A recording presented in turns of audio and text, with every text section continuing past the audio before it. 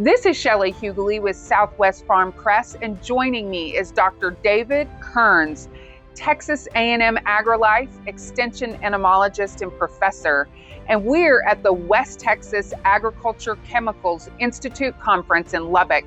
And I asked him if he would talk to me today about the new and invasive cotton jassid. This thing, the cotton jassid, or it's also known as the two-spot cotton leafhopper. Okay. That's a tongue twister. It is. It was introduced into the Caribbean, and it's native to like the Iran all the way through to Indonesia and Japan, Okay. South Asia. That thing was introduced into the Caribbean back in 22, spread to Florida in 24, and this year is making its way through Georgia, Alabama, and is into South Carolina. And it's been picked up infesting hibiscus that's been delivered to nurseries through multiple states, including Texas. We know it's been picked up in cotton just recently in Mississippi, and we're 99% sure even in Texas. We're trying to get confirmation to make sure that ID is 100% on before we really put that as a positive.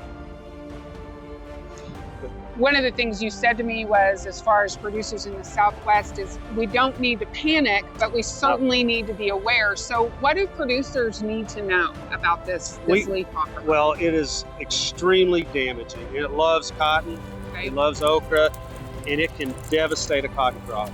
And they're learning that the hard way in the Southeast. But the thing is, what we're picking up in Texas right now, they're very low populations. Okay. And mostly in these retail nurseries where they're on hibiscus plants.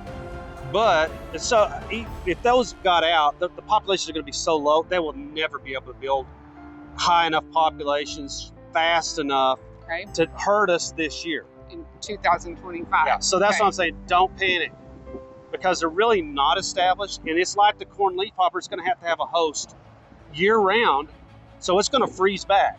Right. But it's got a broader host range, and it's probably going to overwinter again in South Texas. Right. It's depending on how far deep we get really good freezes, and then it's going to probably make its way north again every year. And I think next year we'll know for sure if this thing actually established, and we'll probably know this spring because we're going to have to we'll watch the cotton in the lower Rio Grande Valley very closely this next spring to see if it established there, and that'll give us a heads up. Because if I know it's there, then I'm going to start expecting it to at some point making its way north. And I don't know why it wouldn't spread all the way north into our area up here in the high plains. Right. But that remains to be seen. But the threat's there. Just don't panic. And the good thing is, and not for the guys in the Southeast, we're learning a wealth of information because they're dealing with this thing now, and that's going to help us know how to better manage this pest once it gets here. What are some specific ways to scout for them? And so one of the ways, and we had advertised this for scouting for corn leafhopper too, is to use leaf vacuums. And we put a piece of stocking over the funnel of that leaf vacuum, and you just go along, you can sample a lot of plants. I've heard from colleagues in the Southeast that works very well. I think right now most of the people scouting for them in the Southeast are just looking for them on the leaves. Okay. And you kind of look at the top 4 or 5 nodes on that cotton plant. Look at the underside of the leaves. Now the adults are very skittish, and so they're going to fly off. But the nymphs are the most damaging stage. So really look for the nymphs, and they're like kind of a lime green color. They kind of got a little bit larger head. If you mess with that little nymph, they tend to run around sideways. Okay. And so that's a really good sign that that's probably not jassid, and their threshold they're recommending, there's like 1 or 2 nymphs per leaf. Wow. And so it's a very low threshold. If this thing gets ahead of you, they're very difficult to get control of. And you were saying that you could treat, and then you don't really see symptoms till a week later. Yeah. And by then it's too late. That's another thing they learned the hard way. Is they would have fields that would get heavily infested, and they would come in and spray them, and they may eliminate that population.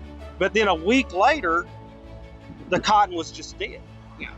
It was like a delayed reaction. It injects the toxin, right? The jassid does. Right. And so, but it takes a while for that stuff to really take its effect on that plant. And so they think they got control of the pest. Well, they did. It's a little bit too late.